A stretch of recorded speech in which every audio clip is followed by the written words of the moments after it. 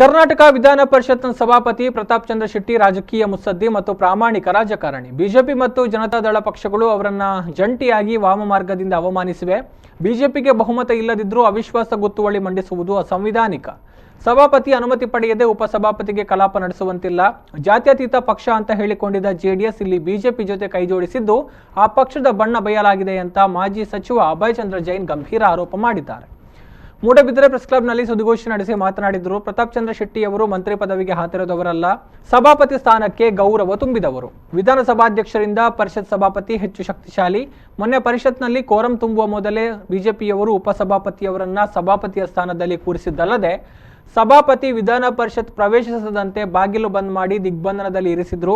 ಪ್ರಾಮಾಣಿಕ ರಾಜಕಾರಣಿಗೆ ಬಿಜೆಪಿಯಿಂದ ಅವಮಾನವಾಗಿದೆ. ಅಲ್ಲದೆ ಅಧಿಕಾರಕ್ಕಾಗಿ ಜನತಾದಳದ ನಾಯಕರು ಎಲ್ಲದಕ್ಕೂ ಸಿದ್ಧರಿದ್ದಾರೆ ಅನ್ನೋದನ್ನ ಉಪಸಭಾಪತಿಯ ವರ್ತನೆ ಸಾಬೀತುಪಡಿಸಿದೆ.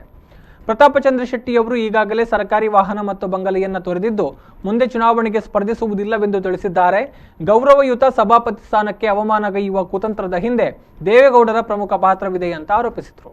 ಕರ್ನಾಟಕ ರಾಜ್ಯದ ಇತಿಹಾಸದಲ್ಲಿ ಒಂದು ಮೇಲ್ಪಂಕ್ತಿಯ ರಾಜಕಾರಣಿಯ ಸಾಲಿನಲ್ಲಿ ಪ್ರತಾಪ್ ಚಂದ್ರ ಶೆಟ್ಟಿ ಕೂಡ ಬರ್ತಾರೆ. ಅಂತಹ ಸಭಾಪತಿಯನ್ನು ವಾಮ ಮಾರ್ಗದಿಂದ ಇಳಿಸುವಂಥ ಪ್ರಯತ್ನ ಇವತ್ತು ಬಿಜೆಪಿ ಮತ್ತು ಜನತಾದಳ. ಬಿಜೆಪಿಗೆ ಬಹುಮತ ಇಲ್ಲ, ಆದರೂ ಅವಿಶ್ವಾಸ ಗೊತ್ತುವಳಿಯನ್ನು ಮಂಡಿಸ್ತಾರೆ. ಯಾರ ಮೇಲೆ ಕೂಡ ಅವಿಶ್ವಾಸ ಗೊತ್ತುವಳಿ ಮಾಡಬಹುದು. ಆದರೆ ಸಭಾಪತಿಯವರನ್ನು ಕೂತ್ಕೊಳ್ಬಾರ್ದು ಅಂತ ಹೇಳುವಂಥ ಒಂದು